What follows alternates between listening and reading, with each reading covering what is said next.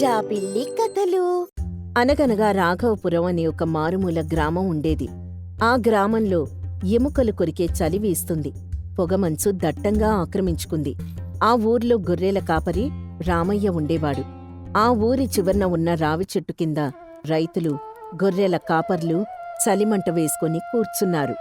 అప్పుడక్కడున్న రామయ్య తండ్రి స్నేహితుడైన ముసలి కాపరి లింగయ్య ఇలా అంటాడు. ఏందిరా ఈ చలి? నా 70 ఏళ్ల ప్రాణంలో ఇట్టాంటి చలి ఎప్పుడూ చూడ్లేదు. ఎముకలు కొరికేస్తా ఉంది. ఆ పొగమంచు చూడు ఎట్టా కమ్ముకొస్తుందో. నిజమే తాత, పొద్దున మందం తీసుకెళ్తుంటే నాకే కాళ్ళు వణికాయి. పాపం ఆ జీవాలెట్టా తట్టుకుంటున్నాయో ఏమో. ఈ ఏడు చలిపులి పంజా విసిరినట్టే ఉంది. జాగ్రత్తరా రామయ్య, గొర్రెలు సున్నితమైనవి. అందులోనూ మన దగ్గరున్నవి నాటు రకం కాదు, సీమ రకం. చలికి తల్లడిల్లిపోతాయి. పాక చుట్టూ గోని సంచులు కట్టావా? కట్టాం తాత, కాని నా బాధ అది కాదు. మొన్న ఆ షావుకారొచ్చాడు. అప్పు బాకీ కింద వడ్డీ కట్టమని పీకుతున్నాడు. చేతిలో చిల్లిగవ్వలేదు. ఈ చలికాలం ఎలా గడుస్తుందో, ఆ అప్పెలా తీరుతుందో అని భయంగా ఉంది. కాలం ఎప్పుడూ ఒకలా ఉండదులేరా. గొర్రెలు బాగానే ఉన్నాయి కదా. వచ్చే జాతర సమయానికి 4 పొట్టేళ్ల నమ్మితే బాకీ తీరిపోతుంది. తొందరపడకు. జాతర దాకా ఆగాలా తాత? ఈలోపు వాడు వడ్డీ మీద వడ్డీ వేస్తాడు. ఏదో ఒకటి చేయాలి. అంతలో అక్కడికి దళారి పుల్లయ్య వచ్చాడు. పుల్లయ్య మాట తీరు చాలా జిత్తులమారిగా ఉంటుంది. అప్పుడే వచ్చిన పుల్లయ్య రామయ్యతో ఇలా అంటాడు. ఏం రామయ్య, చలిమంట కాచుకుంటున్నావా? సుఖంగానే ఉందిలే. అయినా నీకే మంద మాత్రం భలే పెరిగింది. ఈ మధ్య చూశాగా, గొర్రెల ఒంటి మీద ఉన్ని మేఘాల్లాగా పెరిగిపోయింది. ఏదో మీ దయ పుల్లయ్య గారు. ఉన్ని పెరిగితే నాకేం లాభం? వాటిని కత్తిరించాలి, శుభ్రం చెయ్యాలి. అదో పెద్ద పని. అదేరా నీ అమాయకత్వం అంటే. ఇప్పుడు పట్నంలో ఉనికి ఎంత గిరాకీ ఉందో తెలుసా? కంబళ్ళు చేసే కంపెనీ వాళ్ళు కిలోకి ఇన్ని వందలని ఇస్తున్నారు. నీ మందలో ఉన్న 100 గొర్రెల ఉన్ని తీస్తే అక్షరాల 50,000 రూపాయలు నీ చేతిలో పడతాయి. ఏంటి, 50,000? ఉత్తి ఉన్నికేనా? అమాయకుడా. అవును మరి, రేపే కత్తెర వాళ్ళని తీసుకొస్తా. తెల్లారేసరికి పని కానిచ్చేద్దాం. ఏమంటావ్? లింగయ్య మధ్యలో కలుగజేసుకుంటూ. ఏవయ్యా పుల్లయ్యా, నీకేవైనా మతిపోయిందా? ఇది పుష్యమాసం, గజగజలాడించే చలికాలం. ఇప్పుడు గొర్రెల ఒంటి మీద ఉన్ని తీస్తే అవి బతుకుతాయా? ఆ ఉన్ని వాటికి కవచం. అది తీస్తే ప్రాణం తీసినట్టే. ఓహో, పెద్ద మనిషి లింగయ్య గారు, మీ కాలం చెల్లిపోయిందండి. ఇప్పుడు మందులొచ్చాయి. ఉన్ని తీశాక 2 రోజులు జాగ్రత్తగా చూసుకుంటే సరిపోతుంది. అయినా రామయ్యకు డబ్బు అవసరం ఉంది. మీరిస్తారా ఏంటి బాకీ తీర్చడానికి? రామయ్య డబ్బు అనేసరికి ఆలోచనలో పడ్డాడు. నిజంగా అంత డబ్బొస్తుందా పుల్లయ్య గారు? నోటి మాటెందుకు? ఇదిగో బయానా, 5,000 పట్టు. రేపుదయం వస్తున్నా, సిద్ధంగా ఉండు. రామయ్య, వద్దురా. ఆ పాపిష్టి డబ్బు కోసం జీవాల ఉసురు పోసుకోకు. అవి చలికి తాళలేవు. నా మాట విను. తాత, నా కష్టాలు నీకు తెలియవు. చేతిలో చిల్లి గవ్వలేదు. 50,000 మాటలు కాదు. నా అప్పు తీరుతుంది. 2 రోజులే కదా, ఆ పాకలో మంట వేసి కాపాడతాను. లింగయ్య కోపంగా లేచి నిలబడి, వినాశకాలే విపరీత బుద్ధి అంటే ఇదేరా. ప్రకృతికి వ్యతిరేకంగా వెళ్తే ఆ ప్రకృతే నీకు బుద్ధి చెప్తుంది. నీ ఇష్టం. రేపేదైనా జరగరాంది జరిగితే ఏడవకు అని చెప్పి లింగయ్య విసురుగా వెళ్ళిపోయాడు. రామయ్య చేతిలో ఉన్న 5,000 రూపాయల్ని చూసుకుంటూ మురిసిపోయాడు. ఆ సమయంలో రామయ్య ఇంటికి వెళ్ళాడు. భార్య గౌరమ్మ అన్నం వడ్డిస్తోంది. రామయ్య ముఖంలో ఏదో తెలియని ఆందోళన, ఆశ. అప్పుడు రామయ్య భార్య గౌరమ్మ ఇలా అంటుంది. ఏవండి, అన్నం తినకుండా అలా దీర్ఘంగా ఆలోచిస్తున్నారు? షావుకార్ మళ్ళీ వచ్చాడా? షావుకార్ రాలేదు గాని మన దరిద్రం పోయే మార్గం వచ్చింది గౌరీ. రేపు పుల్లయ్య వస్తున్నాడు. మన మందలోని గొర్రెలన్నింటికీ ఉన్ని తీయిస్తున్నా. ఏవండి, మీకేవైనా పిచ్చా? బయట గాలి ఎలా వీస్తుందో వినపడట్లేదా? ఈ చలిలో మనం దుప్పటి కప్పుకుంటేనే చలి ఆగటం లేదు. అలాంటిది నోరు లేని జీవాల ఒంటిమీద ఉన్న ఉన్ని తీస్తే అవి బతుకుతాయా? వద్దండి, ఆ పని మాత్రం చేయకండి. నువ్వు నోరు మూసుకొని ఊరుకో. ఆడదానివి, నీకేం తెలుసు? ఇప్పుడు ఉన్నమ్మితే 50,000 వస్తాయి. మన అప్పు తీరిపోతుంది. వచ్చే ఏడాది నీ కొత్త నగలు కూడా చేయించవచ్చు. నాకు నగలొద్దు, నాణేలొద్దు. ఆ గొర్రెలే మనకాస్తి. అవి ఆరోగ్యంగా ఉంటే చాలు. పోయినేడు ఆ పక్కూరి సోమయ్య కూడా ఇలాగే ఆశపడి సగం మందను పోగొట్టుకున్నాడు. మర్చిపోయారా? సోమయ్యకి తెలివిలేదే. నేం జాగ్రత్తగా చూసుకుంటానుగా. పాకలు 4 వైపులా పరదాలు కడతాను. రాత్రంతా మంట వేస్తాను. ఒక్కరోజు చలికి భయపడితే లక్ష్మీదేవిని కాదనుకున్నట్టే. డబ్బు కోసం కక్కుర్తి పడకండి. ఆ లింగయ్య తాతను అడిగారా? ఆ ముసలోడికి చాదస్తం ఎక్కువైంది. పిరికివాడు. రేపుదయం పని మొదలవుతుంది. నువ్వు ఉదయాన్నే లేచి పనివాళ్లకి అంబలి కాచు. నా మనసు కీడు శంకిస్తోందండి. ఆ దేవుడే ఆ మూగజీవాల్ని కాపాడాలి. మరుసటి రోజు పుల్లయ్య తన మనుషులతో కత్తెరలతో వచ్చాడు. గొర్రెల్ను ఒక్కొక్కటిగా పట్టుకొని ఉన్ని కత్తిరించడం మొదలుపెట్టారు. అప్పుడు అక్కడున్న పుల్లయ్య రామయ్యతో ఇలా అంటాడు. చూసావా రామయ్య, ఉన్ని ఎంత నాణ్యంగా ఉందో. పట్టుకుంటే వెన్నలా ఉంది. అందుకే దీనికంత ధర. రామయ్య గొర్రెలు అరుస్తూ ఉంటే బాధగా చూస్తూ, పుల్లయ్య గారు, అవి మరీ గట్టిగా అరుస్తున్నాయండి. చలిగాలి తగులుతున్నట్టుంది. అబ్బెబ్బే, అదేం లేదు. చిన్నపిల్లలకు గుండు కొట్టించినప్పుడు ఏడవరా? ఇది అంతే. కాసేపట్లో అలవాటు పడతాయి. నువ్వా డబ్బు లెక్క చూసుకో.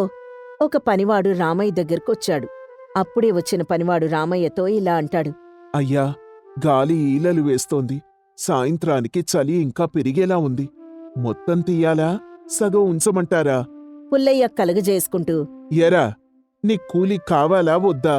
చెప్పిన పని చెయ్యి. సగం తీస్తే నాకేం మిగులుతుంది? మొత్తం గీకేయండి. ఒక్క వెంట్రుకు కూడా మిగలకూడదు. అవునవును, మొత్తం తీసేయండి.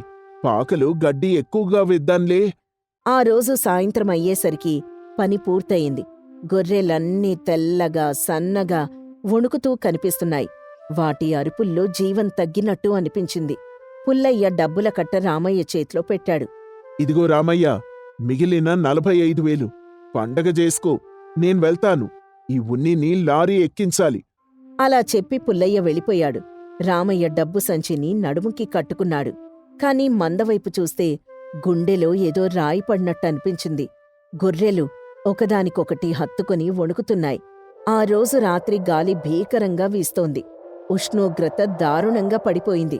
రామయ్య, గౌరమ్మ నిద్రపోలేక పాక దగ్గరకొచ్చారు. ఏవండి, వినండి, ఆ అరుపులు వినండి. నా గుండె తరుక్కుపోతోంది. అవి చలికి తట్టుకోలేక ఏడుస్తున్నాయి. రామయ్య కంగారుగా, గౌరీ, నేను మంట వేస్తానుండు.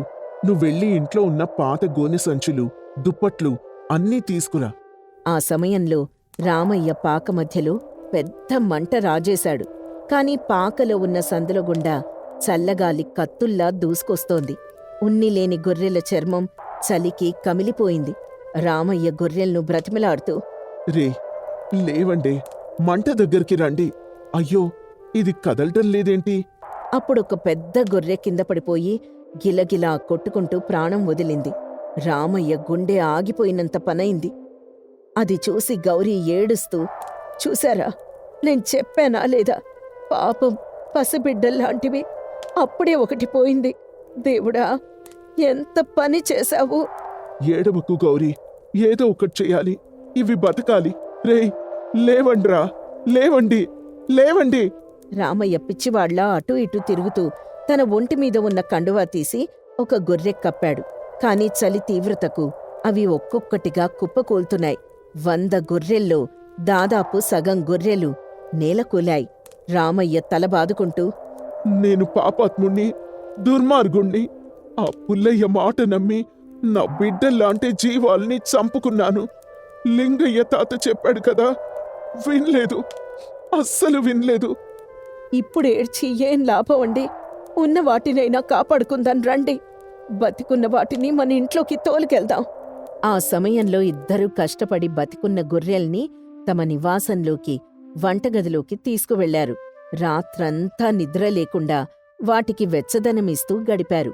మరుసటి రోజు ఉదయం గాలి తగ్గింది గాని జరగాల్సిన నష్టం జరిగిపోయింది. పాకలో చనిపోయిన గొర్రెల గుట్ట ఉంది. రామయ్య నేలమీద కూర్చొని ఏడుస్తున్నాడు. గౌరమ్మ బాధతో ఉంది. లింగయ్య తాత అక్కడికొచ్చాడు. అప్పుడే వచ్చిన లింగయ్య రామయ్యతో ఇలా అంటాడు. రామయ్య, చూశావా ఎంత ఘోరం జరిగిపోయింది? ప్రకృతిని ఎదిరించావు. ఇప్పుడు చూడు ఏం మిగిలిందో. తాత, నన్ను క్షమించు తాత. నా కళ్లకు ధనదాహం అనే పొర కమ్మేసింది. 50,000 కోసం ఆశపడి 5 లక్షల ఆస్తిని పోగొట్టుకున్నాను. నా బిడ్డల్ని నా చేతులారా చంపుకున్నాను తాత. డబ్బు సంపాదించుకోడానికి ఎన్నో దారులున్నాయి రామయ్య. కాని ప్రాణం పోతే తిరిగి రాదు. కాలం కాని కాలంలో పంట ఆశించినా, ఫలితం ఆశించినా ఇలాగే ఉంటుంది. ఆ పుల్లయ్య వ్యాపారి. వాడికి లాభమే ముఖ్యం. నీకు నీ జీవాలే ముఖ్యమని మర్చిపోయావు. నిజమే తాత. ఆ డబ్బును చూడగానే నా బుద్ధి గడ్డి తిన్నది. ఇప్పుడు ఆ డబ్బు వంక చూస్తేనే అసహ్యం వేస్తోంది. ఆ నోట్ల కట్టలు నా గొర్రెల ప్రాణాల్ని తిరిగి తేలేవు కదా. అప్పుడక్కడున్న గౌరమ్మ కన్నీళ్లు తుడుచుకుంటూ, జరిగిందేదో జరిగింది. కనీసం మిగిలినవైనా దక్కాయి. ఈ గుణపాఠం మాకు జీవితాంతం గుర్తుంటుంది. అవును తల్లి, దురాశ దుఃఖానికి చేటు అని పెద్దలు ఊరికే అనలేదు. రామయ్య, ఇకనైనా జాగ్రత్తపడు. కష్టపడి సంపాదించు. కాని ఇలాంటి అడ్డదారులు తొక్కకు. ఒట్టు తాత, నా జీవితంలో ఇంకెప్పుడూ ఇలాంటి తప్పు చేయను. నా కడుపు కాలినా సరే నా జీవాలకు కడుపు నింపుతాను కాని వాటిని కష్టపెట్టను. ఈరోజు నేను నేర్చుకున్న పాఠం నా ప్రాణం పోయేదాకా మర్చిపోను. ఆ సమయంలో ఊరి జనం కూడా అక్కడ చేరి రామయ్య పరిస్థితి చూసి జాలిపడ్డారు. ఈ కథ వల్ల మనకు తెలిసే నీతేంటంటే, అత్యాశ ఎప్పుడూ ఆపదనే తెస్తుంది. సమయం సందర్భం చూడకుండా కేవలం లాభం కోసం ప్రాకులాడితే ఉన్నది కూడా ఊడిపోతుంది. మూగ జీవాల పట్ల దయ లేకుండా ప్రవర్తిస్తే ప్రకృతి మనల్ని శిక్షిస్తుంది. పచ్చని పొలాల మధ్య చుట్టూ దట్టమైన అడవులతో ఉండే రామాపురమనే చిన్న పల్లెటూరు.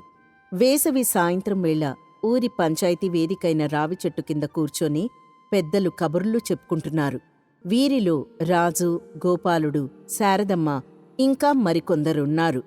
రాజ్బాబూ, ఈ సంవత్సరం వర్షాలు మరీ ఆలస్యమయ్యేటట్టున్నాయి. మామూలు ఆలస్యం కాదు. ఇప్పటికే చుక్క పడలేదు. అప్పుడే పొలాలన్నీ బీటలు వారినాయి. ఆవులకి మేత కూడా దొరకడం కష్టమైపోతోంది. అవును గోపాలం, నేల తల్లి దాహం తీరే దారే కనపడట్లేదు. ఇంతకు ముందెప్పుడూ ఇలా ఉండేది కాదు. ఉదయం పూట అడవికెళ్తే కూడా మామూలుగా ఉండే చల్లదనం లేదు. వడగాలులు తాకుతున్నాయి. మన ఏరు కూడా సగం ఎండిపోయింది. అడవంటారా? ఆ అడవి పేరెత్తకండి. ఆ అడవి తల్లి కోపంగా ఉందంటే వినరు. మా రాములమ్మ మొన్న కట్టెలు కొట్టడానికి పోతే ఎప్పుడూ లేని కొత్త భయం పట్టుకుందట. ఏదో రహస్యం దాగుందని. ఆ అడవి తల్లి కోపంగా ఉందని గోల చేస్తోంది.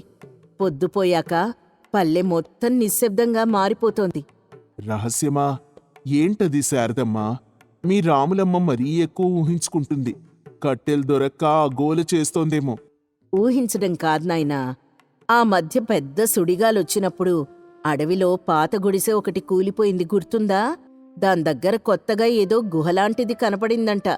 ఆ గుహలోపల రాత్రిపూట ఎవరివో గొంతులు వినిపిస్తున్నాయని, అప్పుడప్పుడు వెలుగు కనబడుతోందని చెప్తోంది. మరీ ముఖ్యంగా ఆ గుహ నుంచి ఒక వింత వాసన వస్తుందట. గుహ? అవునవును. నా చిన్నతనంలో మా తాతగారు ఆ ప్రాంతంలో ఏదో పురాతన దేవాలయం శిథిలమైందని, లోపలేదో పెద్ద నిధి దాగి ఉందని చెప్పేవారు. ఆ నిధినే ఎన్నో తరాలుగా ఆ అడవి కాపలా కాస్తోందని ఆయన నమ్మకం. ఆ గుడిసె కూడా ఆ దేవాలయానికి సంబంధించిందే కావచ్చు. నిధి అంటే ఈ కాలంలో నిధులెక్కడుంటాయి రాజ్బాబు?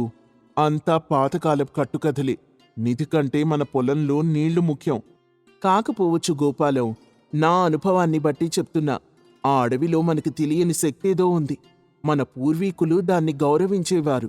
ప్రతి సంవత్సరం అడవి సంపదను అడగకుండానే అనుభవించినందుకు కృతజ్ఞతగా పూజలు చేసేవారు. ఇప్పుడు మనం దాన్ని పట్టించుకోవట్లేదు. అందుకే ప్రకృతి మనపై ఇలా కోపం చూపిస్తోందేమో. ఈ రహస్యం దాంతో ముడిపడి ఉండొచ్చు. నాకైతే భయమేస్తోందయ్యా. ఆ గుహ గురించి తెలియందేదో జరుగుతోంది. మొన్న ఆ గుహ దగ్గరికెళ్ళిన మన రామయ్య కొడుకు రమణ ఆరోగ్యం కూడా పాడైంది.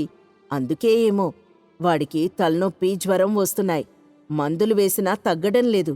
రమణ, వాడికేమైంది? వాడు ఉదయం కట్టెలు కొట్టడానికి అడవికెళ్ళాడు కదా. అవును మరి. వెళ్ళొచ్చినప్పట్నుంచి మంచం పట్టాడు. రాత్రి పీడకలలతో ఉలిక్కి పడుతున్నాడు. అడవిలో ఏదో నన్ను చూసింది, నన్ను వెంబడించింది అంటూ ఏడుస్తున్నాడు. డాక్టర్కి చూపించినా ఏ జబ్బు లేదంటున్నారు. రమణ పశువుల కాపరి కదా, అడవి గురించి వాడికి బాగా తెలుసు. వాడు భయపడ్డాడంటే నిజంగా ఏదో ఉండి తీరాలి. మనం దాన్ని అడవిలో దాగిన రహస్యమని ఊరికే అండంలేదు. దాన్నెవరూ పట్టించుకోనంతవరకు అంతా బాగానే ఉంది. ఇప్పుడెవరైతే ఆ రహస్యం దగ్గరికెళ్తున్నారో వాళ్లకి కీడు జరుగుతోంది. ఆ రహస్యాన్ని తెలుసుకుందామనే ఆశే మనకు ఆపద తెస్తోంది. నిజమే మరి. వింటుంటేనే ఏదో తేడా కొడుతోంది. మనం ఊరికే కూర్చుంటే లాభం లేదు. ఆ రమణ కోలుకోవాలంటే అసలు ఆ గుహలో ఏముందో తెలుసుకోవాలి. నాకైతే నిధి ఆశ కంటే మన పల్లె యోగం గురించే భయంగా ఉంది. ఎలా తెలుసుకుంటావు? అది మామూలు విషయం కాదు. మా తాతగారు చెప్పేవారు, ఆ నిధిని రక్షించేందుకు ఓ శాపగ్రస్తమైన శక్తి అక్కడ కాపలాగా ఉందని. ఆ శక్తి మనల్ని అడవి నుంచి దూరం చేస్తోంది అని. నిధిని దొంగలించడానికి ప్రయత్నించిన వాళ్ళు ప్రాణాలు పోగొట్టుకున్న కథలు కూడా ఉన్నాయి. మరేంటి రాజుబాబు, మనం చేతులు ముడుచుకొని కూర్చోవాలా? లేదు, మనం మర్చిపోయిన పద్ధతి ఒకటుంది. మన తాతలు ప్రతి ఏటా అడవి తల్లికి పూజ చేసేవారు. అడవిలో ఉన్న దేవతకి నైవేద్యం పెట్టేవారు. ఆ ఆచారాన్ని మర్చిపోయినందుకే అడవి తల్లి కోపంగా ఉంది. ఆ నిధి, ఆ రహస్యం అన్నీ ఆ కోపానికి సంబంధించినవే. పూజ చేస్తే ఆ కోపం తగ్గుతుంది. అవునవును, అది చాలా మంచి ఆలోచన. మా అమ్మమ్మ కూడా చెప్పేది, నిధి కన్నా ప్రకృతి గౌరవమే ముఖ్యమని. మనం ఎందుకు ఆ ఆచారాన్ని మర్చిపోయాము? అంటే మనం ఆ గుహ దగ్గరికి వెళ్లాల్సిన అవసరం లేదా? లేదు, మనం రేపే ఊరందర్నీ పోగు చేసి అడవి దగ్గర్లో ఉన్న పాత రాతి బండ దగ్గర పూజ చేద్దాం. మన తప్పుల్ని మన్నించమని అడవి తల్లిని వేడుకుందాం. నిధి, రహస్యం గురించి ఆలోచించడం కన్నా అడవి తల్లి శాంతం ముఖ్యం. అప్పుడు ఆ రహస్యం దానంతటదే మనకి తెలుస్తుంది. తొందరపడి కీడు కొని తెచ్చుకోవద్దు. తప్పకుండా రాజ్బాబు. మనం ఈ ఆచారాన్ని మర్చిపోవడం ఎంత పెద్ద తప్పో. అడవిలో దాగిన రహస్యం అనేది నిధి కావచ్చు, నిధి కాకపోవచ్చు. కానీ ఆ ప్రకృతి యొక్క ఆశీర్వాదం మనకి దొరికితే చాలు. సరే రాజుబాబు, నా తొందరపాటుకి నన్ను మన్నించండి. రేపు మీరే పెద్దగా ఉండి ఊరి తరపున పూజ చేయించండి. నేను మిగతా యువకులం అంతా అందుకు ఏర్పాట్లు చేస్తాం. ఈ రహస్యాన్ని ధైర్యంతో కాదు, భక్తితోనే ఛేదిద్దాం. అదే మంచిది గోపాలం. అడవి మనది, మన బతుకు దానికి అంకితం. మనం దాన్ని గౌరవిస్తే ఆ రహస్యం మనకి మేలే చేస్తుంది తప్ప కీడు చేయదు. అందరూ అక్కడ్నించి లేచి వెళ్ళిపోతారు.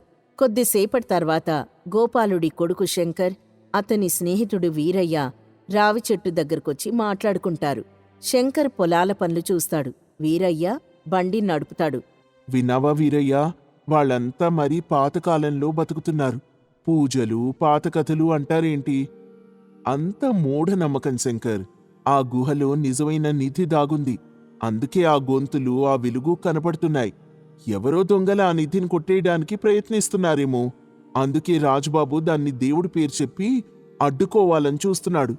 అవునవును, నిన్న రమణ వెళ్ళొచ్చింది కూడా అందుకే. వాడికా దొంగల భయమే పట్టుకుంది కాని అడవి తల్లి శాపం కాదు. ఆ అడవిలో దాగిన రహస్యం దేవుడి పని కాదు, మనుషుల పని. బంగారాభరణాలు, వజ్రాలు ఉండవచ్చు. మన పెద్దలు మరీ మొండివాళ్లు. రేపుదయం పూజ చేస్తారట. అంతా సమయం వృథా. ఈరోజు రాత్రి మనిద్దరం వెళ్ళి ఆ గుహలోకి తొంగి చూద్దాం. ఏ దొంగలున్నారు, ఏ నిధి ఉందో తేలుద్దాం. నిధి దొరికితే మన ఊరి కష్టాలన్నీ తీరిపోతాయి కదా. మంచి ఆలోచన వీరయ్య. మన ఊరి సంపదను ఎవరైనా దోచుకుపోతుంటే చూస్తూ ఊరుకోవాలా? కాంతి ద్వీపం, పారలు పట్టుకెళ్దాం. గుహలోకి వెళ్ళడానికి ఏదైనా తాడు కూడా తీసుకువెళ్దాం. పారలొద్దు, శబ్దమవుతుంది. 2 దివిటీలు తీసుకుందాం. ఎవరూ దొంగలని అనుమానం రాకుండా మన పనుల కోసం వెళ్తున్నామని చెప్దాం. ఎవ్వరికీ అనుమానం రాకుండా అర్ధరాత్రి తర్వాతే బయలుదేరాలి. ఆ నిధిని మనమే తీసుకొచ్చి ఊరికి అప్పగించాలి. అలాగే చేద్దాం. కానీ ఒకవేళ ఆ గుహ లోపల నిజంగానే రాజుబాబు చెప్పినట్టు ఏదైనా అలౌకిక శక్తి ఉంటే, రమణలాగా మనకు ఏమన్నా అయితే? రమణ కళ్ళల్లో భయం నేను చూశాను వీరయ్యా. భయపడుకు శంకర్. ఆ రాజుబాబు శారదమ్మ అంతా కేవలం కథలు చెప్తారు. నిజంగా ఆ అడవిలో ఏం లేదు. ఒకవేళ ఏ దొంగల ముఠా దాగినా మనం ఇద్దరం ఉన్నాం, ఎదురు నిలబడతాం. మనమే ఆ రహస్యాన్ని ఊరికి చెప్పాలి. ఆ నిధి దొరికితే మన పేరు కూడా ఊరి చరిత్రలో ఉంటుంది. సరే, నీ ధైర్యాన్ని మెచ్చుకుంటున్నాను. అడవిలో దాగిన రహస్యం గురించి ఊరి వాళ్ళకి అసలు నిజం తెలియాలి. ఈ నీటి కష్టాలు కూడా ఆ రహస్యం వల్లే వచ్చుంటాయేమో. రాత్రి సరిగ్గా 2 గంటలకి చెరువుగట్టు దగ్గర కలుద్దాం. అప్పుడు వెళ్తే ఎవరికీ తెలీదు. అప్పటికే పెద్దలంతా నిద్రలోకి జారుకుంటారు. మనం తెల్లారేలోపు పని పూర్తి చేసుకొని తిరిగి రావాలి. అలాగే 2 గంటలకు అక్కడే కలుద్దాం. నిధి దొరికితే మాత్రం ఊరికో సగం, మనిద్దరికీ సగం. నిధి సంగతి దేవుడి దయ. ముందసలు లోపలే ఉందో తెలుసుకుందాం. ఆ అడవిలో దాగిన రహస్యమేంటో తెలుసుకుంటే చాలు. సరిగ్గా అర్ధరాత్రి దాటిన తర్వాత శంకర్, వీరయ్య దివిటీలు పట్టుకొని భయం భయంగా అడవిలోకి ప్రవేశిస్తారు. చెట్లు దట్టంగా, గాలి చల్లగా ఉంది. రమణ చెప్పిన కూలిపోయిన గుడిసె దగ్గర ఆ గుహ కనపడుతుంది. గుహ లోపల్నించి సుత్తి చప్పుడు, గుసగుసలు స్పష్టంగా వినిపిస్తున్నాయి. వీరయ్య, చుట్టూ ఎంత నిశ్శబ్దం ఉంది. ఈ ప్రాంతంలో పక్షుల శబ్దం కూడా లేదు. ఏదో భయంకరమైన శక్తి ఉన్నట్టుంది. నిశ్శబ్దంగానే ఉంటుంది. దొంగలెవరైనా ఉంటే శబ్దం చేయకుండా ఉంటారు కదా. చూడు, ఇదే ఆ గుహ. గుడిసె కూలడం వల్ల గుహ ప్రవేశ ద్వారం పెద్దదైంది. చాలా లోపలికుంది. లోపల నుంచి ఏదో కలకలం వినిపిస్తోంది వీరయ్య. మనుషుల గొంతుల్లానే ఉన్నాయి. చూడు, ఈ దివిటి వెలుగుని గుహ ద్వారం దగ్గర పెట్టకు. దొంగలు చూసేస్తారు. కొద్దిగా పక్కకు దాక్కుందాం. ఉండు, నేను ముందు లోపలికి చూస్తాను, నువ్వు వెనకుండు. నెమ్మదిగా లోపలికి చూస్తాడు. అకస్మాత్తుగా వీరయ్య ముఖంపై భయం, ఆశ్చర్యం ఒకేసారి కనిపిస్తాయి. అతను వెనక్కి పడిపోతూ నేలను గట్టిగా పట్టుకుంటాడు. ఏమైంది వీరయ్యా? ఏమైంది? దొంగలా? బంగారమా? ఎవరైనా నిన్ను చూశారా? దొంగలు కాదు శంకర్, వాళ్ళు మనలాంటి మనుషులే. కానీ వాళ్ళు చేస్తున్న పని చూడు. వాళ్ళు నిధిని దొంగలించడం లేదు. మరి ఏం చేస్తున్నారు? ఏం కనపడింది? నాకు చెప్పు. నా గుండె ఆగిపోయేలా ఉంది. లోపల ఒక పెద్ద బండరాయి ఉంది. ఆ రాయిని పగలగొట్టడానికి వాళ్ళు పెద్ద సలకలు, సుత్తులు వాడుతున్నారు. కానీ అది నిధి కోసం కాదు. వాళ్ళు పెద్ద పెద్ద గొట్టాలు, పనిముట్లు తెచ్చుకున్నారు. ఆ బండరాయి వెనక నుంచి పెద్ద నీటి ప్రవాహం శబ్దం వినిపిస్తోంది. నీటి ప్రవాహమా? అంటే మన అడవిలో తాగిన రహస్యం నిధి కాదు శంకర్. ఆ బండరాయి వెనుకనే భూగర్భ జలాల ముఖ్యమైన ఊట ఉంది. మన ఊరి గుండా ప్రవహించే ఏరు దాని ముఖ్యమైన ఊట ఆ గుహలో ఉంది. ఈ రాయిని వాళ్లే వేసుంటారు. ఓరే దేవుడా, మరా మనుషులెవరు? వాళ్ళెందుకు ఆ ఊటని పగలగొట్టాలని చూస్తున్నారు? మనకి తెలియకుండా ఆ రాయిని ఎందుకు అట్టుగా పెట్టారు? వాళ్ళెవరో తెలియదు, కానీ వాళ్ళ ఆ ఊటను వేరే మార్గంలోకి, తమ పొలాల వైపుకు మళ్లించడానికి ప్రయత్నిస్తున్నట్టున్నారు. ఆ రాయిని పగలగొట్టి ఆ నీటిని తమ ఒక్కరికే వాడుకోవాలని చూస్తున్నారు. అందుకే ఆ శబ్దాలు, అందుకే ఆ వెలుగు. ఈ మధ్య మన పల్లె పొలాలన్నీ ఎండిపోవడానికి కారణం ఈ దొంగలే. అందుకే మన ఊరి పొలాలన్నీ ఎండిపోతున్నట్టున్నాయి. మన ఏటిలో నీళ్లు తగ్గిపోయాయి. నిజమైన దొంగలు వీళ్లే ప్రకృతి సంపదను దొంగలించాలని చూస్తున్నారు. రమణ వెళ్ళి చూసినప్పుడు వీళ్లను చూసే భయపడి ఉంటాడు. మనం రాజుబాబు చెప్పిన మాట విందే శంకర్. మనం పాత కథలన్నీ హేళన చేశాం. ఇది శాపం, పూజ కాదు. ఇది స్వార్థపరుల దురాశ. త్వరగా వెళ్ళకపోతే ఆ ఊట పూర్తిగా అటకాయించబడుతుంది. ఇప్పుడు ఏం చేద్దామంటావు? వాళ్ళు మనకంటే ఎక్కువ మందున్నారు. కనీసం 6 ఉండుంటారు. మనల్ని చూస్తే చంపేస్తారు. మనం పోరాడలేం. మనం వెంటనే ఊరికి తిరిగెళ్ళి రాజుబాబుకి చెప్పాలి. రేపుదయం పూజ చేసేది ఆ అడవి తల్లి కాదు, మన ఊరి ప్రజలంతా కలిసొచ్చి ఈ దొంగల్ని ఆపాలి అని. సంఘీభావమే మన బలం. అవునవును, రాయిని పగలగొట్టే శబ్దం ఇంకా వినిపిస్తోంది. వాళ్ళింకో గంటలో పని పూర్తి చేసేస్తారేమో. ఆ తర్వాత మనం ఏం చేయలేం. మనం పరుగున వెళ్ళి ఊరి వాళ్ళందర్నీ నిద్ర లేపాలి. పద. ఇద్దరూ భయం, ఆందోళనతో వెనక్కి పరుగు తీస్తారు. అడవిలో దాగిన రహస్యం కేవలం ప్రకృతి కోపం కాదని, మనుషుల స్వార్థమని తెలుసుకుంటారు. ఉదయాన్నే సూర్యోదయం కాకముందే శంకర్, వీరయ్య ఊరి ప్రజలందర్నీ నిద్రలేపి జరిగిన విషయం చెప్తారు. అంతకుముందు రాజు చెప్పిన పూజా ఆచారం పక్కన పెట్టి యువకులు చెప్పిన నిజం కోసం అందరూ ఏకమవుతారు. రాజు కూడా పూజా సామాగ్రిని పక్కన పెట్టి ప్రజలందర్నీ గుహవైపు నడిపిస్తాడు. విన్నారు కదా, మన అడవిలో దాగిన రహస్యం దేవుడి పని కాదు, మన మనుషుల స్వార్థం. ఈ కష్టకాలంలో కూడా మన నీటిని దోచుకోవాలని చూశారు. మనం దాన్ని పూజలతో కాదు, ధైర్యంతో, సంఘీభావంతో అడ్డుకోవాలి. పదండి, మన నీటిని కాపాడుకుందాం. ప్రకృతిని దొంగలించే వాళ్ళని పల్లె నుంచి తరిమేద్దాం. ఊరి ప్రజలంతా కర్రలు, పారలు పట్టుకుని గుహ దగ్గరికి వెళ్తారు. అంతమందిని చూసి ఆ దొంగలు భయంతో తమ పనిముట్లు వదిలేసి చీకట్దారిలో పారిపోతారు. ఊటను మళ్లించడానికి వేసిన చిన్న కట్టను పల్లె ప్రజలు కలిసి తొలగించగానే ఆ గుహలో నుంచి చల్లని నీటి ప్రవాహం తమ పాతదారిలోకి ఉరుకుతూ వస్తుంది. ఆ శబ్దం వినగానే ప్రజలంతా ఆనందంతో కేకలు వేస్తారు. మెల్లగా ఏర్లో మళ్లీ నీరు ప్రవహించడం మొదలవుతుంది. రమణ కూడా మెల్లగా కోలుకోవడం ప్రారంభించాడు. ఈ కథ వల్ల మనకు తెలిసే నీతేంటంటే, అడవిలో దాగిన రహస్యం కేవలం ప్రకృతి శక్తి మాత్రమే కాదు, కొన్నిసార్లు అది మనుషుల స్వార్థం వల్లే ఏర్పడుతుంది. పాత ఆచారాలను గౌరవించడంతో పాటు కొత్త నిజాల్ని తెలుసుకొని అందరూ కలిసి నిలబడాలి. మూఢనమ్మకాల కన్నా నిజం, సంఘీభావమే గొప్ప బలం.